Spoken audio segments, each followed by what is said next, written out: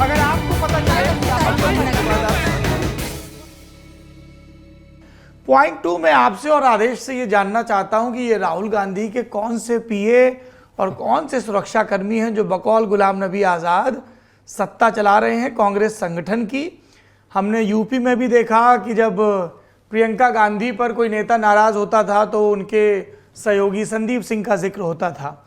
इनके केस में कभी वो कनिष्क का जिक्र होता है, कभी सचिन राव का जिक्र, कभी अलवा साहब के बेटे का जिक्र, कभी अलंकार सवाई का जिक्र, और एक और है विदेश से पढ़ के आए कौशल विद्यार्थी। हाँ, कौशल विद्यार्थी। 4-5 नाम हैं जिनका जिक्र आता है, जो हमें ये पता है कि राहुल गांधी का ऑफिस मैनेज करते हैं। पर क्या यही वो लोग हैं जिन पर चर्चा हो रही है? एक और रामा। तो ये जरा हमें इन 5-6 चेहरों के बारे में आप दोनों विद्वान पत्रकार बताएं विस्तार से, ये कौन लोग हैं, किस पृष्ठभूमि से आते हैं और इनकी कितनी चलती है? The high office of Rahul Gandhi, office of Rahul Gandhi से ट्विटर चलता था राहुल गांधी का। मेरे आप समझ लीजिए कि 15-17 साल हो गए पॉलिटिकल कवरेज करते हुए। 2009 से तो सरकार को कवर किया, फिर तो 10-12 साल इधर हो गए। और हमारी टीस ऐसी है कि एक खबर भी कंफर्म करनी हो तो हमें इधर उधर कितने जो जितना मिसकम्युनिकेशन कांग्रेस में होता है, और राहुल गांधी की जो इमेज है वो कि राहुल विदेश चले गए, राहुल टहलने चले गए, उसमें मिसकम्युनिकेशन और नो इन्फॉर्मेशन ने बड़ा किरदार अदा किया है। क्योंकि राहुल के ऑफिस में सारे जितने संतरी हैं वो सबसे बड़े मंत्री हैं। संतरी सबसे बड़े मंत्री हैं, बढ़िया लाइन। हम तो खार खाए हुए पत्रकार बैठे। बताइए जरा, आज आप अपना गुबार दूर करिए मौसमी जी।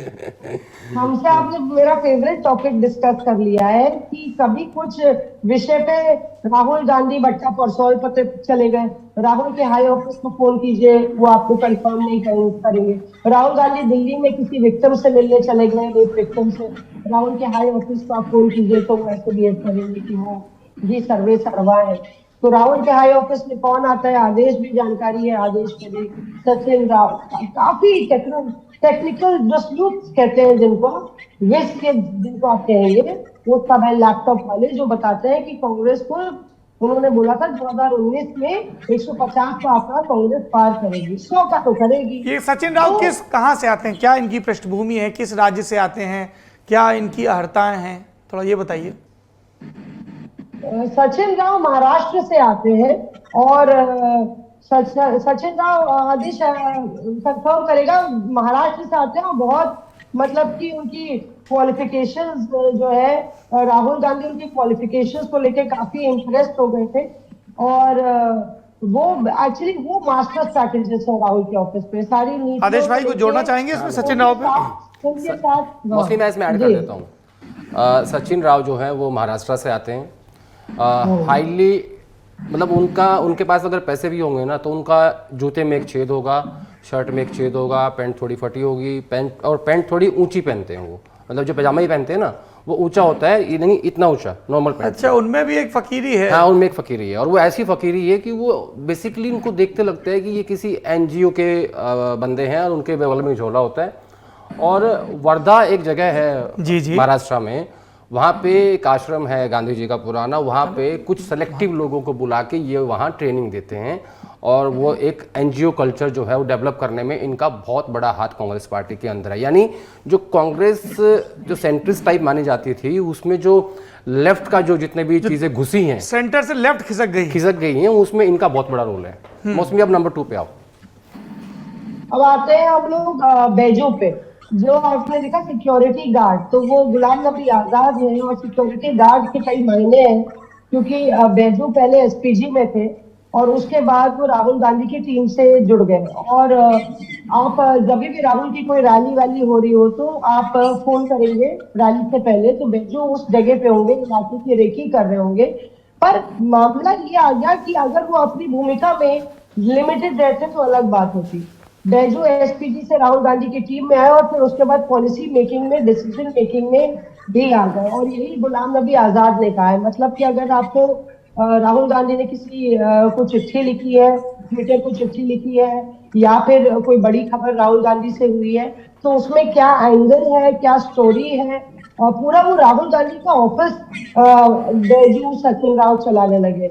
और बैजू का कहा जाता है कि वो अच्छी तरह से किस रूट पे जाना है, पॉलिटिकली क्या सेंसिटिव रूट्स है, कहाँ भीड़ ज्यादा जुड़ेगी, इस तरह की रेकी करके बताते हैं। जैसे गुजरात में मुझे याद है एक बारी काफिला राहुल गांधी का रोड शो निकल रहा था, तो किन किन इलाकों से गुजरना, उस समय लगातार तमाम मुद्दे, सॉफ्ट हिंदुत्व की छवि थी कांग्रेस जो है वो टो करना चाह रही थी, राहुल मंदिर मंदिर जा रहे थे। तो जो रोड शो निकल रहा था, तो एकदम से रोड शो जो मुस्लिम बहुल इलाका है वहां जाए बगैर कोई और रूट से निकल गया, क्योंकि ये फैसला लिया गया और उसमें बैजू ने भूमिका अदा की कि भाई वहां से अभी तो सॉफ्ट हिंदुत्व चल रहा है, राहुल का टेंपल रन चल रहा है, तो वहां से जाएंगे तो अलग संकेत होंगी, टोपी वाले ज्यादा नजर आ जाएंगे। तो मैं ये बता रही हूँ कि जो बिहाइंड द सीन्स जो खेल चलते हैं उसमें किसको इंटरव्यू देना है, किसको नहीं देना है, कौन पत्रकार, किस पत्रकार को आप कहाँ चाहते हैं, वो ये सब फैसला बैजू से लेके ये सचिन राव ये सब लेने लगे। और अब आप आ जाइए नंबर 3 पे। बैजू पे जरा मौसमी एक सेकंड, बैजू पे जरा, हाँ बात पे बाद में आऊंगा, उससे पहले ऐड कर दूं, इनका भाई साहब का नाम ही बैजू है। हाँ बैजू, BYJU। मैं और मौसमी वो पत्रकार हैं कि जब तक राहुल गांधी पत्रकारों को ट्विटर पे फॉलो करते थे हम उस लिस्ट में शामिल नहीं थे। ये मैं मौसमी ने जो कहा ना कि थोड़े हमारे जख्म थोड़े हरे हैं, थोड़ा नहीं, आपका ये दुख है कि आपको फॉलो नहीं करते? नहीं, हमें दुख नहीं है। हाँ। क्या था, जो हम स्टाफ की बात कर रहे हैं ना, यही कोटरी तय करती थी कि किसको फॉलो करना है, कौन हमारे साथ हमारे सिस्टम में है। अच्छा, एक्सेस के हिसाब से वो सारा तय कर रहे हैं। अभी हो सकता है जो मैं बोलूंगा उसके बाद मौसमी मुस्कुरा भी दे कि जो लोग सिस्टम में हैं, जो उनके पास जाएंगे, जो वहाँ थोड़ी कमर झुकाएंगे, जो नमस्ते करेंगे, जो मतलब टोटली आप सुबह जाइए मतलब बटरिंग करने तो आपको वहाँ एक्सेस मिल जाएगा। अब मैं बात करता हूँ बैजू की। बैजू जो है, जो मौसमी ने बताया कि अगर मान लीजिए कि इस स्टूडियो में अभी बैजू आते हैं तो ये समझ लीजिएगा कि कल या परसों में राहुल गांधी यहाँ विजिट करने वाले हैं। एक तो ये सिंपल उनका काम है। दूसरा, वो केरला से आते हैं आजकल, क्योंकि केरल से राहुल गांधी सांसद भी है तो उनकी कॉन्स्टिट्यूंसी भी वही देखते हैं। पहले SPG में थे और ये कहा जाता है कि बैजू उनके बहुत भरोसेमंद व्यक्ति हैं। अगर उनको ये जानना है राहुल गांधी को कि सौरभ द्विवेदी कौन है, उसकी रिसर्च आप मेरे पास लेके आइए, तो वो ये बात बैजू को ही बोलेंगे कि सौरभ द्विवेदी का चिट्ठा मुझे चाहिए। वो कैसे आदमी है, वो कैसी स्टोरीज करते हैं, वो कैसे एंकर हैं, उनका गांव कहाँ पे है, उनका परिवार क्या है, तो वो उसकी पूरी डिटेल लेके आते हैं। और अगर कोई मैसेज भिजवाना होता है किसी मुख्यमंत्री के पास या पूर्व मुख्यमंत्री के पास या किसी बड़े व्यक्ति के पास, तो वो मैसेज भी बैजू ही लेके जाते हैं on behalf of Rahul Gandhi. Okay, आइए मौसमी तीसरे पे अलंकार की बात कर लीजिए। बैजू के बारे में मैं ऐड करना चाहूंगी, जैसे कि बता रहे थे आदेश भी, हमको बड़ा मजा आ रहा है। हमको ये बड़े बड़े नेताओं के इर्द गिर्द जो कथित बड़े बड़े लोग होते हैं, हमारे माध्यम से हमारे देश की जनता को पता चलता है कि कौन नरेंद्र मोदी के करीबी हैं, कौन राहुल गांधी करीबी है। हमको बड़ा सुनने में मजा आता है, बताइए। नहीं, मैं ये कह रही हूँ कि ये पूरा जो इंफॉर्मेशन का एक्सेस है ये आपको डिसाइड करता है ना कि आप कितने कद्दावर हैं। मतलब यहाँ पे जो गुलाम नबी आजाद की फीस यही थी कि राहुल गांधी से मिलने का समय अगर आपको चाहिए, जो मिल के आ गया तो वो तो भाई टीम राहुल का हिस्सा है जो नेता।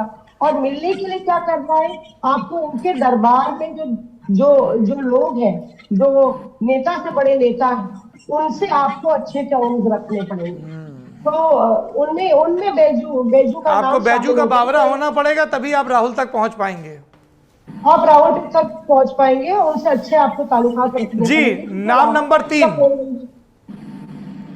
3, पहले हम लोग उनकी बात कर लेते हैं, कौशल विद्यार्थी की, क्योंकि कौशल विद्यार्थी इसमें से मुझे लगता है इस पूरी टीम में सबसे यंग है, सबसे वो भी उन्होंने PhD की है, प्रतिष्ठित अंतर्राष्ट्रीय विश्वविद्यालयों से पढ़े हैं, पॉलिसी के मामलों के जानकार हैं और बातचीत करने में सहज हैं। जी बिल्कुल। और वो सबसे यंग भी है, सबसे लेटेस्ट एंट्री उनकी हुई थी, बाकियों से के बाद ही एंट्री हुई थी। और वो ज्यादा कंप्यूटर बॉय है, या आरोप लगता है ना कंप्यूटर बॉयज रखे हुए, वो कंप्यूटर बॉय है, राहुल गांधी के अपॉइंटमेंट्स फिक्स करते हैं। पर वो एकमात्र आप कह लीजिए मेंबर है इस पूरी कोटरी के राहुल गांधी के, high office of Rahul Gandhi, जो आपका फोन उठा लेंगे, क्लैरिफाई कर देंगे चीजें, अगर उनका मन करे और अगर उनको सूट करे और उनके जो सीनियर्स हैं वहाँ पे टीम में वो अग्री करें, तो ये है कौशल विद्यार्थी। उसके अलावा मैं एक मिनट मौसमी, कौशल के बारे में एक बात मैं ये कहूँगा कि वो जो अपनी जगह का यानी अपनी पोजीशन का जो फायदा उठाते हैं, यानी जो राहुल गांधी के आसपास हैं वो खुद को पावरफुल समझते हैं, कौशल अपने आप को उस कैटेगरी में नहीं गिनते, यानी वो मैनिपुलेशन नहीं करते। He does not throw his weight around. No, not at all. वो मतलब वो मैनिपुलेशन नहीं करते, जो उनका काम है he behaves like a messenger।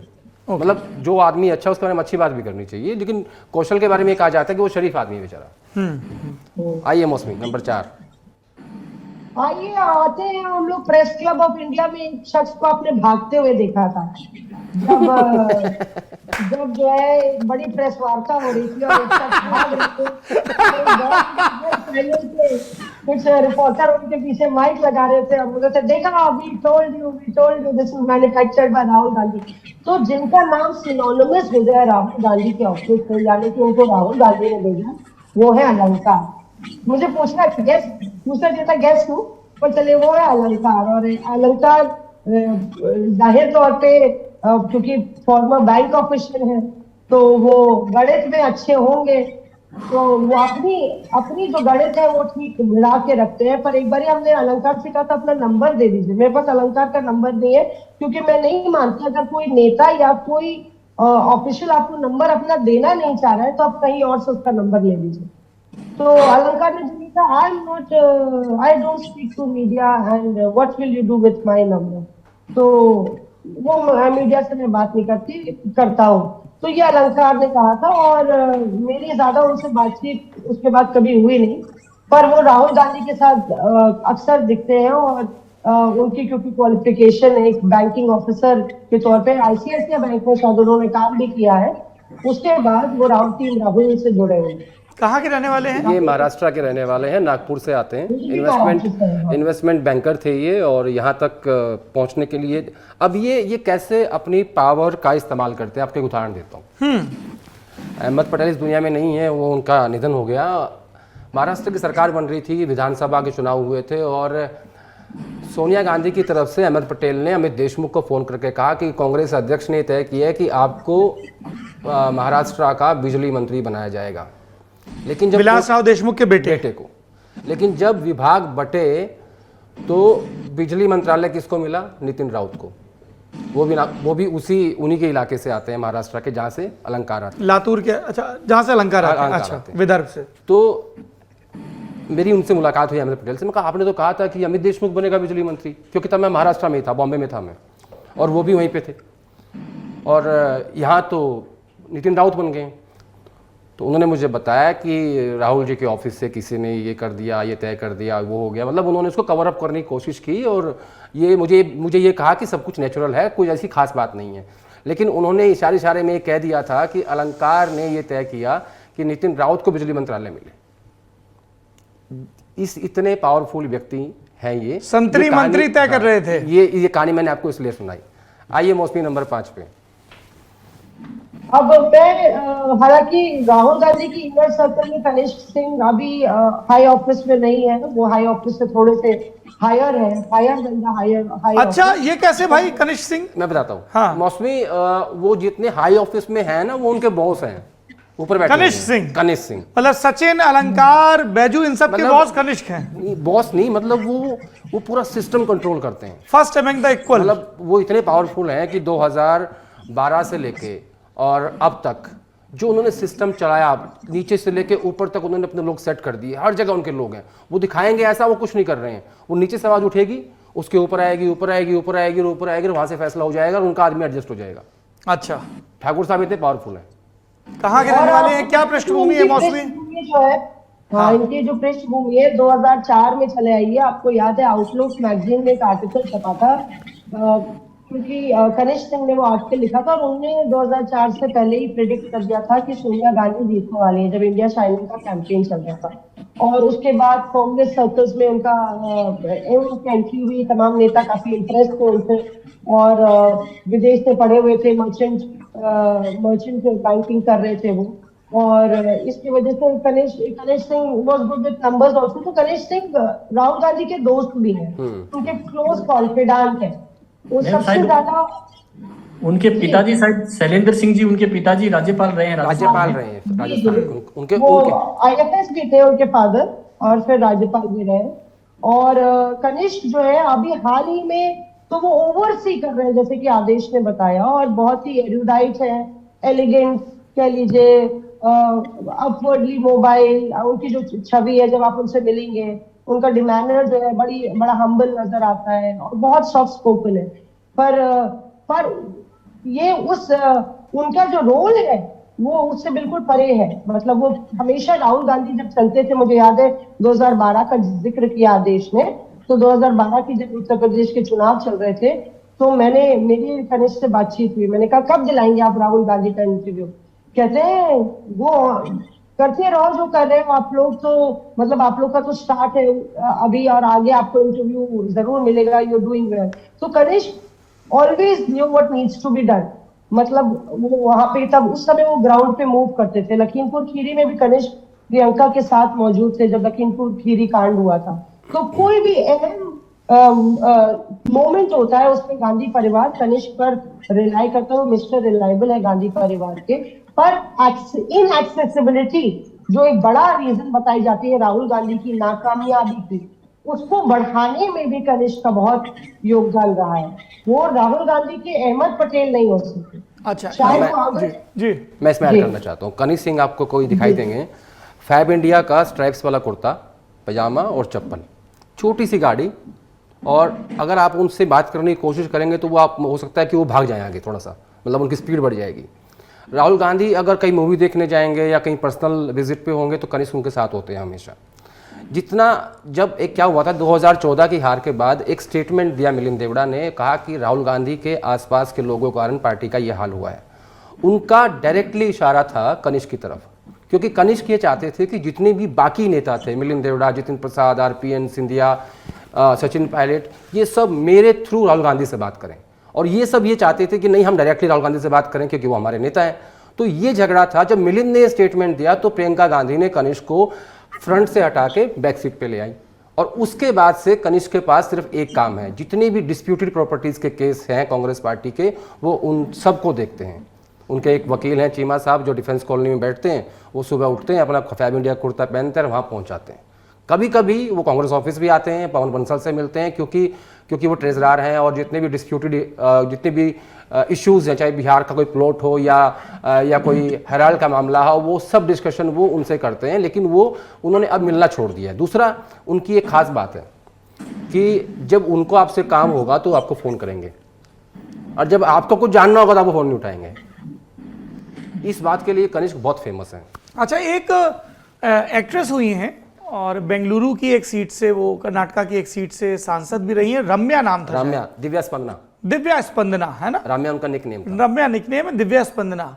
एक समय तक वो भी राहुल गांधी की कोर टीम में मानी जाती थी, उनके क्लोज मानी जाती थी, मीडिया और कम्युनिकेशन। 2019 के आसपास ऐसा कुछ था क्या? जब दीपेंद्र हुड्डा के पास कांग्रेस पार्टी का सोशल मीडिया था, और उनसे लेके राम्या को बनाया गया उसका हेड, यानी जिस पद पे अभी सुप्रिया श्रीनेट हैं, इससे पहले रोहन गुप्ता थे, उससे पहले राम्या दिव्या स्पंदना कांग्रेस पार्टी का सोशल मीडिया विभाग चलाती थी जी। तो उस वक्त ये कहा जाता था कि कहा नहीं जाता था, दरअसल क्या होता है ना, मैक्सिमम नेता खुद ही इस बात को फ्लोट करते हैं कि वो सिस्टम का पार्ट है, कि you don't know how my relations with RG।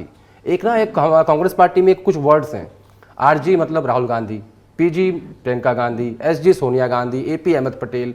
तो ये अंग्रेजी में एक लाइन बोल देते हैं, don't know my relation with RG। तो क्या होता है, ये ना खुद के स्वयंभू हैं। ये पता कैसा हो गया कि मैं मास्टर जी बोल रहा हूँ, अरे भैया आप मास्टर बोल रहे हो जी, तो मैं लगाऊंगा ना। मैं इसलिए बढ़ती है आदेश, इसमें मुझे भास्कर जी तो बहुत बढ़िया बोला। आदेश की TRP इसलिए ज्यादा बढ़ती है कि आप किसी को 10 बारी फोन लगाए तो 10 बारी नहीं उठाया, 11वीं बारी उठाया तो आप मन में ही सोचने लगते हैं अरे बड़ा व्यस्त इंसान होगा। बहुत आपको ये नहीं पता कि वो इंसान फोन बजते देख रहा है और चाह रहा है कि 10 बारी फोन लगाए, खबर है तो फोन तो करेंगे ही पत्रकार, और जब 11वीं बार फोन उठाएंगे तो भाव बढ़ जाएगा। नहीं, मैं इसमें उदाहरण देता हूँ। मौसमी में इसमें ऐड करता हूँ, प्रवीण चक्रवर्ती ना सोशल कांग्रेस पार्टी के डाटा विभाग के चेयरमैन हैं जी, और वो भी हाईली इंटेलेक्चुअल हैं। और 2019 के पहले उन्होंने भी तमाम थ्योरीज दी थी, उन्होंने भी कांग्रेस जीत रही है। 150 सीट दी थी कांग्रेस पार्टी को, उन्होंने भी चिदम्बरम साहब के बड़े क्लोज हैं। तो उनको का पार्टी के संगठन महासचिव किसी वेणुगोपाल के यहाँ से फ़ोन गया और वो बजता रहा, उन्होंने उठाया नहीं। और फिर जो सेक्रेटरी हैं उन्होंने फ़ोन किया, उन्होंने नहीं उठाया।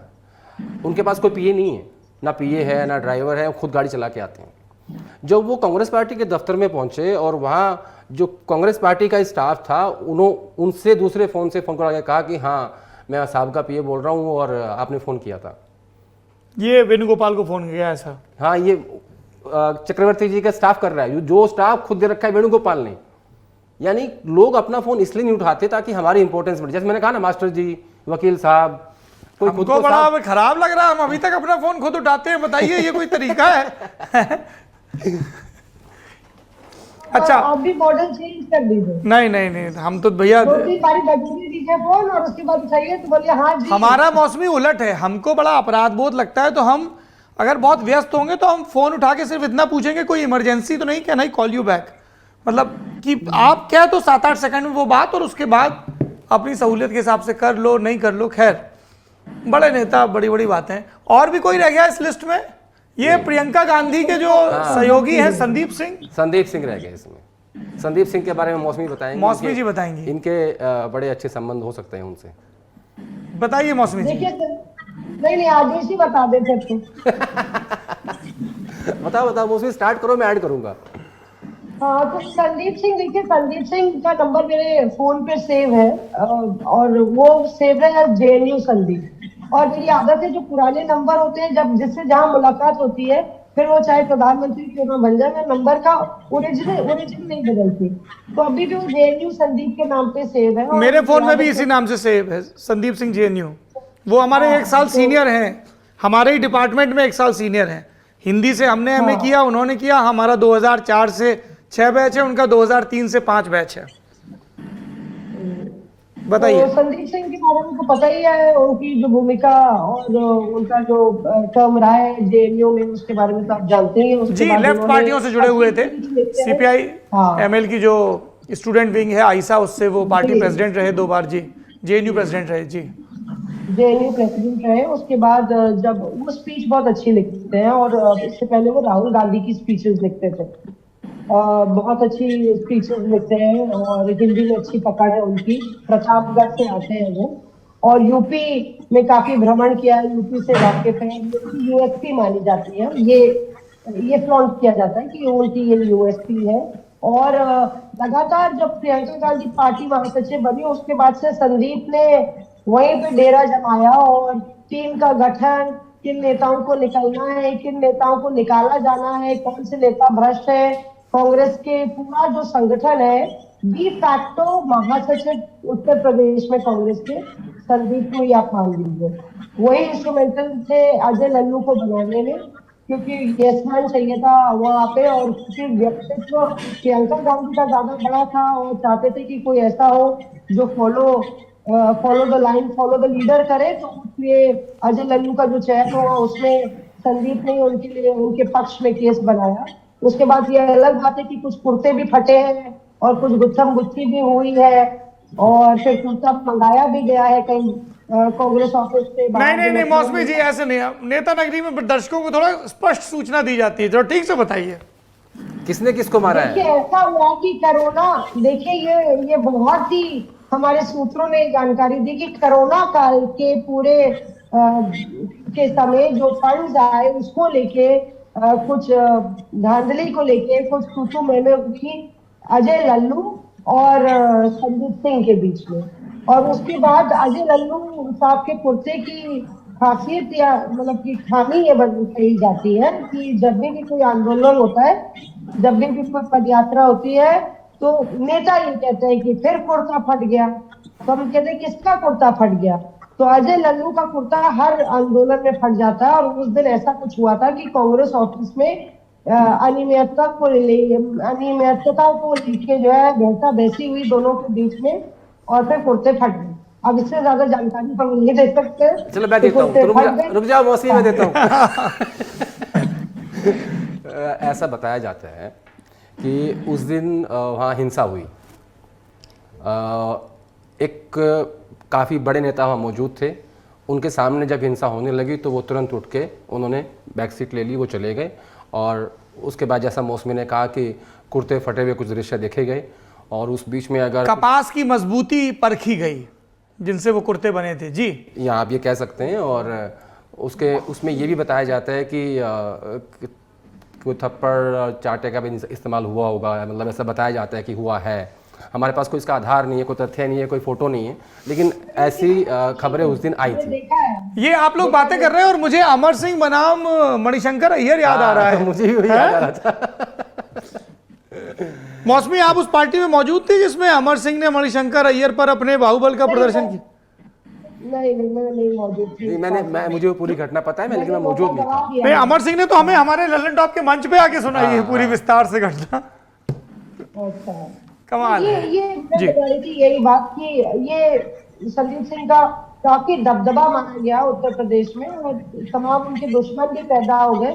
ये भी कहा गया कि प्रियंका गांधी खुद ही करा रही है ये सब, पर चेहरा संदीप सिंह को बनाया हुआ है। और जब गुड कॉप बैड कॉप, हाँ, और वो खुद ही करा रही है, और उन्होंने डिफेंड भी किया संदीप को जब यूपी चुनाव के मेरी यूपी चुनाव के दौरान संदीप से एक लंबी बातचीत हुई और तब उन्होंने विस्तार से बताया कि उत्तर प्रदेश में कांग्रेस का क्या हाल है। जो कांग्रेस का वहाँ पे दफ्तर है लखनऊ में, उस दफ्तर पर कितने बड़े पैमाने पर अवैध कब्जे हो रखे थे, और चाय नाश्ते का ही बिल लाखों में आ रहा था। बोले जितना वोट नहीं आता है उतने का तो हर साल चाय नाश्ता हो जाता था। तो बोले कि जब मैं इन सब चीज़ों पर काम कर रहा हूँ, अब जिनको यहाँ से डिस्प्लेस किया जाएगा या जिनकी मोनोपोली को खत्म किया जाएगा वो नाराज होंगे। फिर उनका ये भी कहना था कि ये 50-60 परिवार हैं चिन्हित हुए जो पीढ़ी दर पीढ़ी राजनीति को अपने ज़िले में, अगल बगल के ज़िले में संचालित करना चाहते हैं, पुराने प्रतिष्ठित कांग्रेसी परिवारों के नाम पे। भले ही उनकी ज़मानतें जब्त हो रही हों या वो दूसरी पार्टियों से लाभ लेके बस चुनावी समीकरण को 5-10 हज़ार वोट इधर उधर हिलाने के चक्कर में कर रहे हैं। तो ये उनका कहना था। और उस दौरान भी हमने देखा था कि राजस्थान से पहुंची और यूथ कांग्रेस और NSUI की टीम ही ज़्यादा एक्टिव नज़र आ रही थी प्रबंधन के लेवल पे।